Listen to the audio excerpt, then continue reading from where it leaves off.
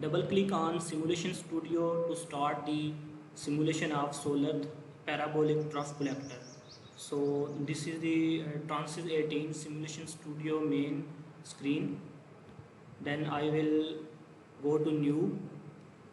Here you can see empty TRNSYS project, new components, solar hot water system, building project. So I will click on empty TRNSYS project and then create. So this is my main screen. First of all, I need the weather data file. So for adding the weather data file, I will click on this weather data reading and processing. I will simulate this solar parabolic trough collector under Lahore's weather condition. So I will simply click on standard format and then go to metronome file TM2. So this is type 15.6. I will drag this file on this screen, and for renaming it, double click on this and then type weather data.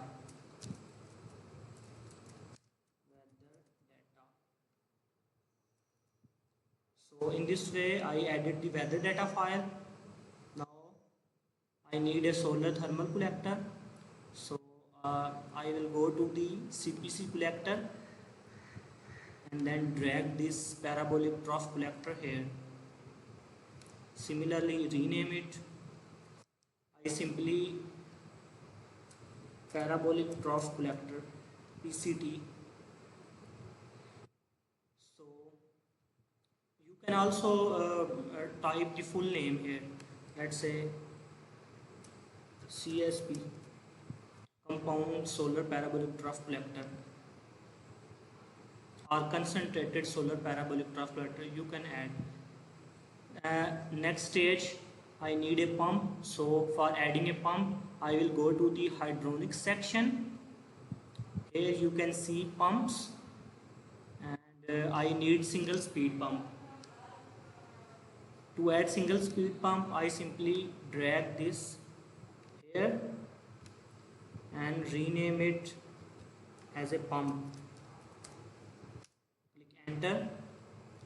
So next stage, I need working fluid. In my simulation, my working fluid will be Therminol VP-1. You can also simulate the solar parabolic trough collector using any working fluid such as water or thermal fluid such as Therminol VP-1 or molten salt. So for adding, I will go to the utility and then forcing function. Here you can see water drop. So I will drag this on this and I will rename it as working fluid, or you can say if you want to simulate using water, you simply type here water, but I will type working fluid. Click enter. Now I need a result plotter. The result plotter will show the simulation results of the outlet temperature from the solar thermal collector. Let's say the inlet temperature of my working fluid is 25 centigrade. Then after absorbing the solar rays, the incident rays, I will examine the outlet temperature from the solar thermal collector and analyze the output temperature of the working fluid. So I need a result plotter. I will go to the output and here you can see online plotter. So I will go to the online plotter without file section. Simply drag this here and rename it. You can rename it as online plotter or results plotter. Result plotter. So I have added the result plotter section. Now I will link them. Before linking these components, I will add weather data file. So double click on weather data file, then go to external files, click on browse. Now you will select the folder where you have installed your TRNSYS 18. I have installed in local disk C, so I will click on local disk C, and here is TRNSYS 18. Double click on TRNSYS 18, and here you will find weather data folder. I will also add the link of my YouTube channel video in which I have make you understand that how to add weather data file of different countries. In my case, I am going to add the weather data file of Lahore. So I will go to the metronome folder. Here you will find Africa, Asia, Europe, North America. I will go to the Asia. Here Kabul, the city of China. You can see Lahore weather data file is not present here. So I will add New Delhi, a city of India. Click open. So this file is added into the weather data file. So weather data file has been added. Now I will link these components. For linking the components, go to this link icon, click on link icon. So my cursor is turned into a plus sign. So when you click on weather data, you can see red dots.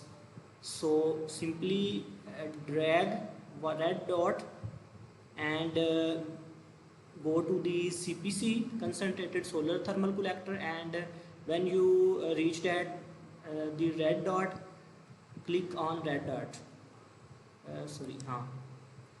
So this is linked. Now I will click on OK, or you can simply cancel and link these parameters after that. So I will cancel, and after that I will link this pump to this solar thermal collector same way as before. Okay, and this working fluid data plotter to this pump. So click on this red dot and drag, then drop this line on the other red dot of the pump and click. So this is also linked. Now lastly I have to link the concentrated solar parabolic trough to the result plotter. So all the components are linked now. So in this simulation setup, you can see the concentrated solar parabolic trough is simulated under the weather conditions of New Delhi, and here is the working fluid plotter. This will show that our concentrated solar thermal parabolic system operate in a specific time interval. For example, the working hour mainly in summer are in New Delhi in summer are mainly from about 7 a.m. to 5 or 6 p.m. and in winter season the working hours, the working sunshine hours are almost from 8 a.m. to 4 p.m. So this working fluid plotter show the sunshine working hour. So this is the pump which transfer the working fluid to the concentrated solar thermal collector, and after moving from this receiver tube and absorbing the incident rays, the fluid moves at a specific flow rate and exit from the outlet of this tube, and then we will find out the outlet temperature.